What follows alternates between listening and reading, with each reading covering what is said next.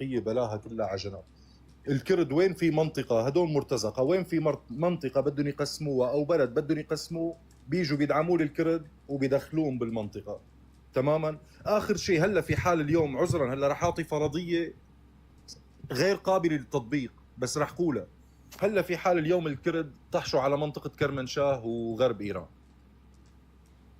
أخذوا منطقة وراح يعتبر بعدها سقط النظام الإيراني، هل يا ترى رح يعطون دولة بهذه المنطقة؟ عذرا ليكم بسوريا وقت اللي الجيش السوري وصل لمدينة الطبقة وبده ياخذ المناطق الشرقية اللي فيها النفط، اللي كان جيشنا عذرا كان يحلم بالبطاطا والبيضة، وشعبنا من كل الطوائف السني والعلوي والمسيحي واي طائفه كان عم يحلم بجره الغاز وعم يحلم بالترين المازوت ليدفي اهله.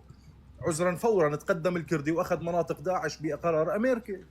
اليوم ساعه اللي سقط النظام اللي هو ضد امريكا واسرائيل، رجع اجى الجولاني عطوه اياها، يلا انسحب يا كردي لورا، بينسحب.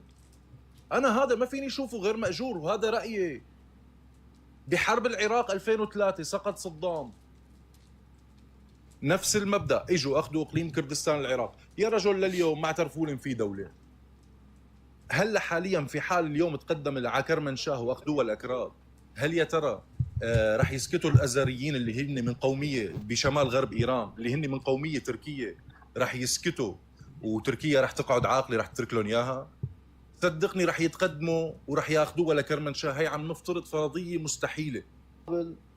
الاخلاق معلم، الاخلاق هي ذابحتنا ذبح، مع اني انا ما شايف بلد في العالم فيها اخلاق غير هالكم دوله هي اللي دائما القتل فيها، اللي هي نحن ومعلش عذرا فئه معينه اللي هن كانوا حزب الله والحشد وايران.